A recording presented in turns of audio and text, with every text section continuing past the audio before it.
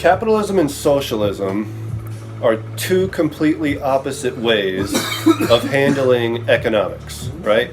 So in capitalism, you're basically promoting individual responsibility and, individual pay based on the level of your responsibility, right? So there's, there's the hierarchy and blah, blah, blah for, how much money you make basically in the company, right? Which obviously is based on a number of factors. But in any case, the whole idea is, individual compensation, that's the word I'm looking for, individual compensation for individual effort, right? That's capitalism, and it's really kind of the whole idea of what the book Atlas Shrugged is based on, is, popularizing capitalism, basically, which she didn't really have to do for America. I mean, we were already well into the whole capitalist idea and have been since, Great Britain. But socialism, okay, Karl Marx and the gang all invented the whole idea of socialism as like the exact opposite of what capitalism is, because they knew there's something wrong with capitalism, right? It doesn't work. Like, it does work, right, to a certain degree, but also, like, even back then, there were things about it that just didn't work, right? There's too many poor people, too many homeless people, and that was kind of the primary thing back then. Nowadays, you also have the primary concern of damage to the environment due to profiteering and greed, and the fact that fixing the environment doesn't make a profit, right? So that's, the really huge issue with there's obviously something wrong with capitalism, right? So this is why these guys came up with the idea of socialism. And basically what they did is, well, they figured if this is what capitalism is and that's the problem, then we should probably try to do the exact opposite of that, right? Which is essentially the whole idea of collectivism, right? Now, when this idea originated, it was not for governments, okay, as a political thing. It was just economics, okay? This was for businesses, all right? Capitalism and socialism are for economics, right? It's a way of looking at doing business, not doing politics. Unfortunately, today, because Russia failed to correctly implement socialism throughout their country and stopped at communism, today everyone thinks socialism is communism, which is basically just state capitalism in reality, right, where the government owns everything and controls everything. Okay. All right, and then China basically copied Russia, and that's what, how they became what they did. But we always stuck to capitalism over here. All right, so as you can clearly see from Russia and China and the UK and the US, neither capitalism nor communism, collectivism, socialism, whatever the fuck you want to call it nowadays, works, especially on a macro level, right? Now, the whole idea in the beginning for socialism was for a business, right? Instead of one guy at the top of the pyramid owning the business, okay, the people at the bottom of the pyramid owned the business, okay?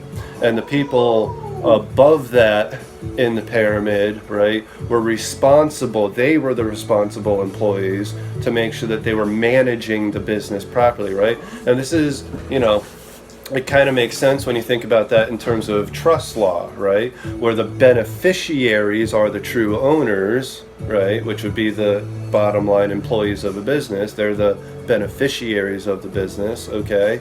And all the managers above them, right? Those are the trustees who are supposed to be managing the business to the benefit of these beneficiaries, okay? So this is the whole premise of socialism. It's not actually socialism, it's actually just trust law, which is actually the way things ought to be done in a certain way to a certain degree, but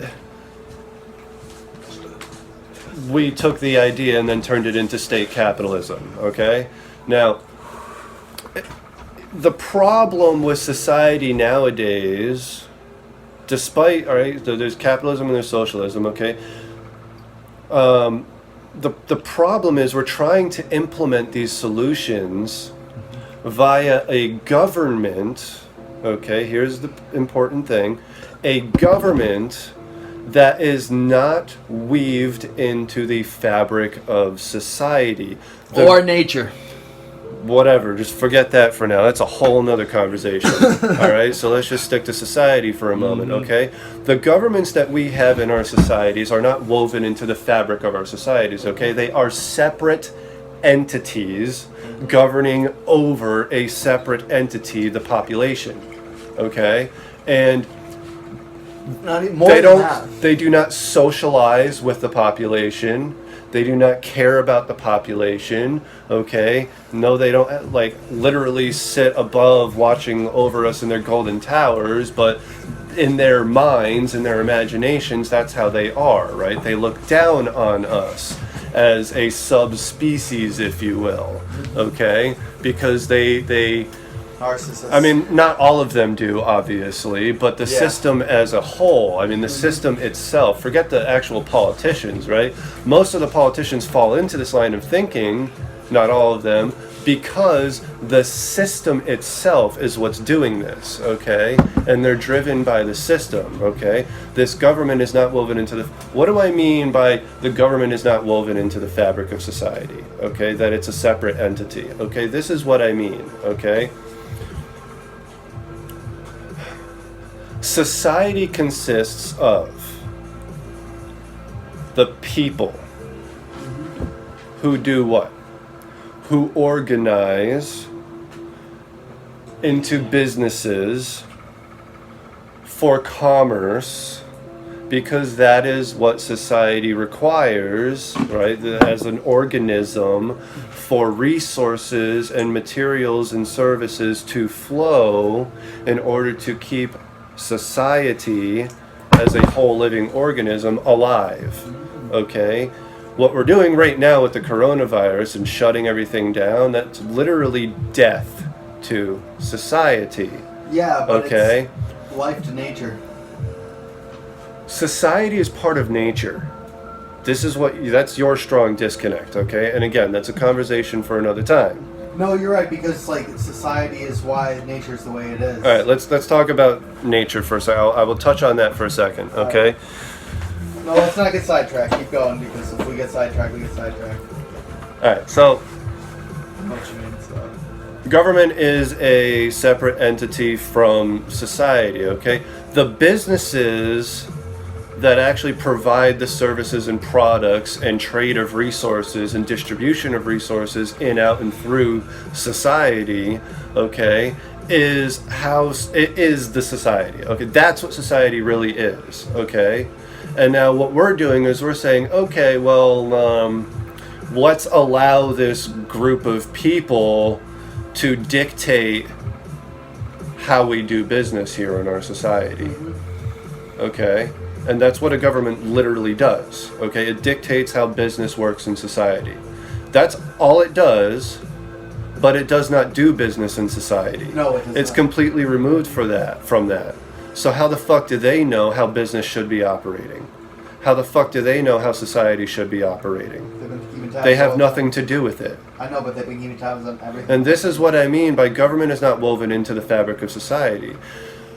In order to establish a government, which we do need to have an organized body of, people that do manage these things that businesses don't manage, but they need to be managed by people that manage businesses in society. Yeah, because they're a part of that environment. Right? Like Business owners should be the people making up the government of a society. Right.